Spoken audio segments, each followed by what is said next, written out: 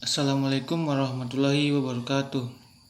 Baiklah, saya Yohan Maulana dengan NIM 3219194 akan memaparkan materi yang selanjutnya, yaitu yang poin B, manajemen risiko pembiayaan bank syariah. Pada dasarnya, manajemen merupakan suatu proses perencanaan, pengorganisasian, pengarahan, dan pengawasan terhadap suatu pekerjaan untuk mencapai tujuan yang telah ditetapkan. Tujuan dari manajemen tersebut adalah untuk mencapai target-target yang telah ditetapkan dengan cara yang efektif dan efisien. Manajemen risiko merupakan suatu proses yang meliputi identifikasi, mengukur, memonitor, dan mengelola suatu akibat atau konsekuensi yang akan diterima di kemudian hari dengan cara yang efektif serta efisien. Sasaran manajemen risiko pembiayaan meliputi memantau, mengidentifikasi, mengukur, dan mengendalikan seluruh risiko yang timbul dari pemberian pembiayaan secara terarah, terintegrasi, dan berkesinambungan. Adapun tujuan manajemen risiko itu sendiri adalah sebagai berikut. Yang pertama, menyediakan informasi tentang risiko kepada regulator. Yang kedua, memastikan bank tidak mengalami kerugian yang bersifat unacceptable.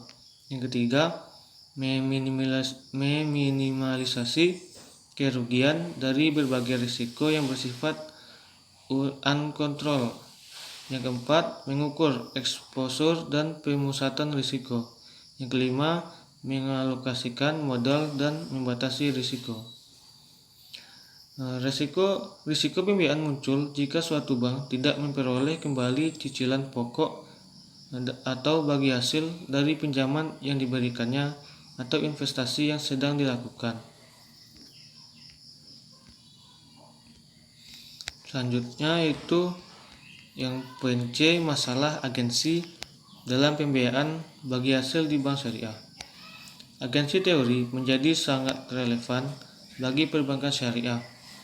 Hal ini terkait dengan permasalahan tingkat akuntabilitas dan transparansi penggunaan dana nasabah atau investment account holders atau IAH dan pemegang saham. Dari sisi utang, perbankan syariah harus mempertanggungjawabkan berbagai kategori jenis dana investor yang dilakukan melalui sejumlah kontrak yang spesifik dalam perbankan syariah. Selanjutnya, dari aset pembiayaan berbasis bagi hasil yang dilakukan oleh perbankan menuntut adanya monitoring yang untuk memberikan keyakinan bahwa usaha yang didanai telah mendapat pengawasan dan pelaporan yang memadai untuk menghindari moral hazard dan manajemen.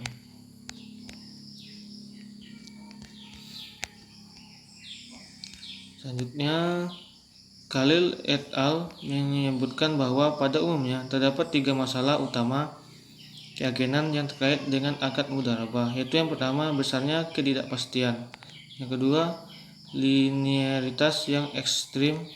Yang ketiga, terkait dengan kekuatan dan menentukan pilihan atau kebijakan. Hanya itu yang dapat saya sampaikan. Apabila ada kesalahan, saya mohon maaf. Assalamualaikum warahmatullahi wabarakatuh.